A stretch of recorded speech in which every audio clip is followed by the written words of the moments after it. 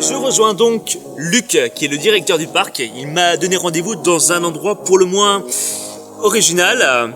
Et peut-être qu'il va nous lâcher quelques indiscrétions sur le plan de développement de Walibi. Bonjour Luc. Bonjour Maxime. Comment allez-vous? Salut, Bien, toi c'est Mathis. Oui. Là, enchanté. Alors pourquoi m'avoir donné rendez-vous à cet endroit très précisément? Bah écoute Maxime, vois-tu ici, tu es sur le Timber. Donc cette attraction est arrivée chez nous, a été construite en 2016. C'est vraiment l'aube de cette 8 longues années de projet ici à Walibi-Rhône-Alpes. Alors j'imagine que ça a un coût. Quel est le budget pour développer toute cette infrastructure? Effectivement, oui, c'est un coût. Donc on a un plan d'investissement de 30 à 35 millions d'euros Quand même. sur les 8 prochaines années. Durant ces 8 ans, il y aura 10 nouvelles attractions, 4 nouveaux restaurants, la modernisation de nos infrastructures sur le parc.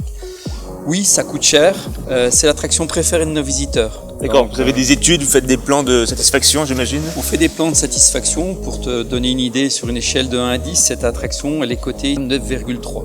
Excellent. Donc je pense que cette attraction va, comme on dit dans le jargon, être en compétition avec notre nouvelle attraction pendant 40 ans, le Mystique.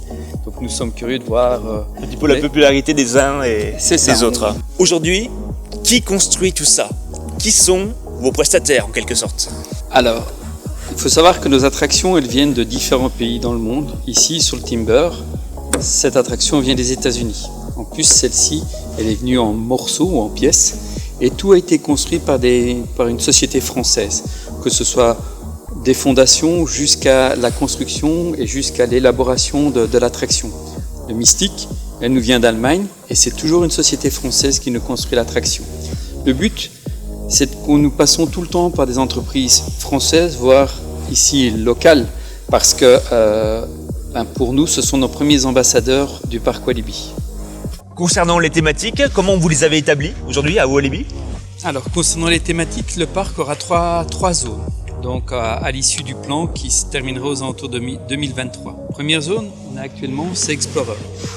Explorer, c'est un peu le Far West, c'est ça? Si Plus tu ou moins. veux, c'est le Far West, mais il y a différents thèmes. On a un thème bûcheron, nous sommes actuellement avec le Timber. De l'autre côté de l'étang, c'est la zone, chercheur d'or.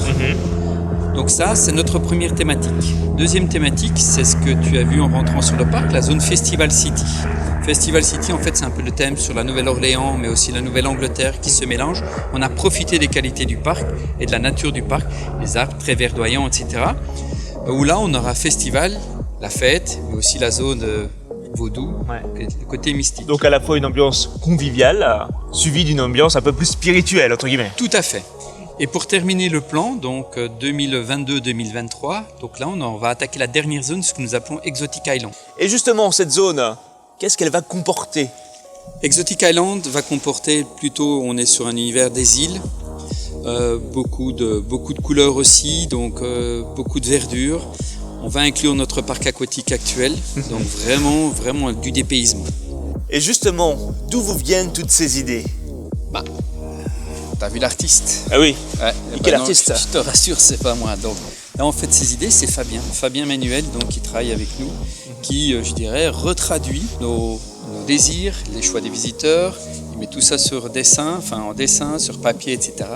Et puis voilà, donc c'est un brainstorming en fait. Salut Fabien. Bonjour Maxime. Comment vas-tu? Bien et toi? Très bien. Alors il paraît que tu as un rôle stratégique dans le parc. Quel est-il? Je suis concept designer et mon rôle c'est de créer des histoires autour des nouvelles attractions de Walibi-Rhône-Alpes. Dès l'instant où le visiteur rentre dans le parc, il doit se sentir ailleurs. D'accord, alors j'imagine que c'est un gros travail de collaboration entre le parc et toi qui leur soumets. Comment ça se passe? Généralement, avec Walibi-Rhône-Alpes, on travaille en toute confiance. C'est-à-dire que ça fait déjà quelques années qu'on collabore avec le parc, donc on sait on a déjà dessiné en amont à peu près ce que tout le parc devait devenir jusqu'à 2025, on va dire. Au moins. Donc ces zones sont déjà prédéfinies bien en avance, donc du coup c'est juste ensuite savoir comment on les développe avec les nouvelles attractions que tu as autour de toi et comment on vient créer un univers tout autour de ces attractions. Quelles sont tes sources d'inspiration? J'imagine que tu as des références. Les sources sont multiples et volontairement très très loin du continent européen pour que dès l'instant où tu rentres ici, tu te sentes vraiment ailleurs. Immergé. Typiquement, ici, c'est Festival City. Alors, typiquement, quelle a été la volonté et l'intention de départ? L'intention, c'était d'avoir vraiment un univers, le premier univers que tu découvres en rentrant dans Walibi Rhône-Alpes, quelque chose de très coloré, quelque chose d'extrêmement festif. On sent bien. On sent la fête. Ouais. Et là, par exemple, cette première phase qui a été faite en 2018, on est vraiment sur le port de Festival City, où tu vas avoir ce petit bateau pour les enfants que tu vois là-bas avec le phare, qui vient amener tout ce qui est accessoires pour la fête, les ballons, les feux d'artifice. Et ensuite, dans l'année numéro 2, enfin l'année ensuite, on va avoir le village qui va vraiment se développer autour de cette thématique de Festival City. On le sait, il y a un chantier qui est en cours avec l'ouverture prochaine d'une nouvelle attraction. Là, on change totalement d'atmosphère, on est d'accord? On met le curseur à un autre niveau, on reste toujours dans Festival City, mais là on est sur quelque chose d'un peu plus dark, d'un peu plus extrême entre guillemets. On s'ouvrirait vers un autre public, j'imagine. On s'ouvre grâce à ce nouveau coaster et bien évidemment avec la thématique qui vient suivre justement l'évolution par rapport à la clientèle. On est vraiment sur une thématique beaucoup plus ado et quelque chose qui va se passer dans les bas-fonds de Festival City. J'ai vu des concept art hyper intrigants. Est-ce que ça te dit de m'en révéler quelques-uns? Bien sûr. C'est par là? Oui. Let's go. Bon Fabien, nous sommes dans le centre névralgique du parc Walibi et là, on voit toutes les esquisses que tu as dessinées, que tu as créées sur mesure, c'est ça? Exactement. Donc en fait, on est là, par exemple, c'est le travail préparatoire qui a été fait pour chaque élément de décor, où tu as les mesures de chaque élément de décor, à quoi il va ressembler, quelle couleur on va avoir, où est-ce qu'ils sont positionnés. Après validation, si tu veux, de la storyline générale, on passe en partie ce qu'on appelle le développement design. D'accord. Alors le développement design, typiquement de Mystique, on est sur une base plutôt violette, c'est ça? Alors ça, c'est vraiment l'identité même de l'attraction, c'est-à-dire qu'aujourd'hui, tout ce qui va être merchandising, tout ce qui va être communication, on utilise un peu ces couleurs-là et ce logo pour donner une vraie identité à notre nouvelle attraction. Alors Mystique, là je vois plein d'éléments, je vois des éléments liés alors évidemment au décor, mais par exemple des entrées, je vois des masques, c'est quoi tout ça?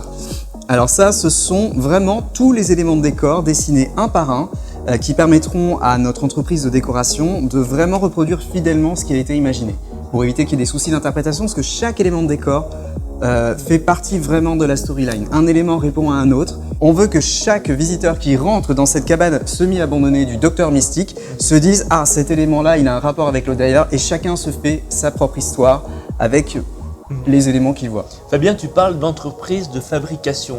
C'est fabriqué où? Alors aujourd'hui, les décors sont fabriqués par une société qui s'appelle AZ Décor, qui sont vraiment des personnes, des spécialistes, des vrais spécialistes, mais qui aiment travailler le bois, qui sont vraiment dans le souci du détail, qui sont aujourd'hui du côté de Angers. Donc une grande partie des décors sont dans les ateliers là-bas, et bientôt ils vont tous arriver au parc pour qu'on les installe à côté de la montagne russe quand elle sera prête. Ils sont spécialisés dans les éléments de décor de cinéma, parce que ça ressemble beaucoup au décor d'un film, ça. On est vraiment dans un univers à part entière. En fait, le métier de scénographe de parc à thème, on s'apparente vraiment à ce qu'on cherche, à ce que tu peux voir dans les films, mais sauf qu'on est à 360 degrés, alors que dans les films, généralement, tu as les backstage juste derrière une grande façade. Là, pour le coup, on est vraiment sur du 360 degrés, et c'est pour ça qu'on a 4 façades à dessiner et non pas qu'une seule. Très bien. Est-ce que tu arrives à te projeter? Là, on a le plan de l'attraction. Est-ce que là, tu sais où va être implanté chacun des décors? Ça y est, tu as ta vision globale? Ah oui, heureusement. J'espère. Donc là, on a vraiment la file d'attente. Et ce qu'on voulait, c'était marquer le coup avec un très très beau point photo, qu'on espère un très beau point photo, avec le petit marais et la maison qui sert de quai d'embarquement. Parce que si tu te positionnes bien ici, tu as une très belle vue sur le premier lift. Très très bien. Écoute, tout ça m'a l'air super passionnant.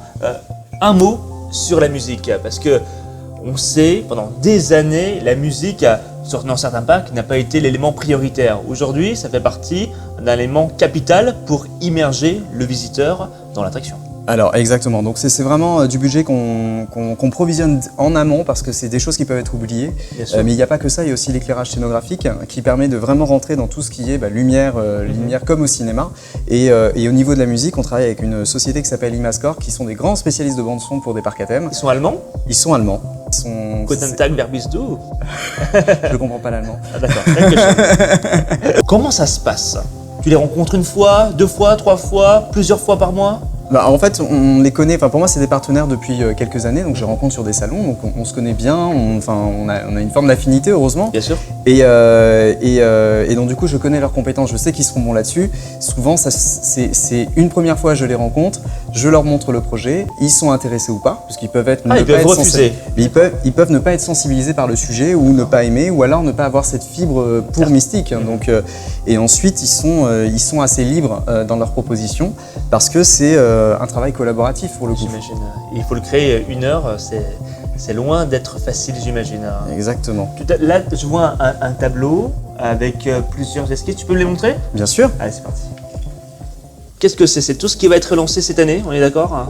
Bah là en fait c'est un récapitulatif de tous les projets scénographiques dans la zone. Donc tu vas avoir le restaurant, la petite attraction pour les enfants qui va accompagner le restaurant pour que les parents puissent tranquillement siroter un breuvage d'amour. C'est beau, c'est presque poétique. Et tu auras une très jolie zone de repos, donc qui est une petite zone cimetière avec une surprise. Repos au sens propre comme au figuré. Exactement, hein, c'est une aire de repos. Ah très bien. Voilà. La gare du Quester. Exactement, avec son intérieur. Donc on situe vraiment le projet dans le plan et tu vas avoir une refonte d'une attraction majeure de Walibi qui est donc le totem. Celle qui monte à 55 mètres de haut. Exactement. Très très bien. Donc là, tu la refonds dans le même écosystème que Mystique. On reste exactement dans cet univers un peu de mysticisme et d'ensorcellement avec une décoration qui répond totalement au reste de l'univers. C'est passionnant. Vidéo très enrichissante, j'espère que vous avez aimé. Pour le prochain épisode, vous saurez tout sur les secrets de la nouvelle attraction Mystique. Rendez-vous au prochain numéro.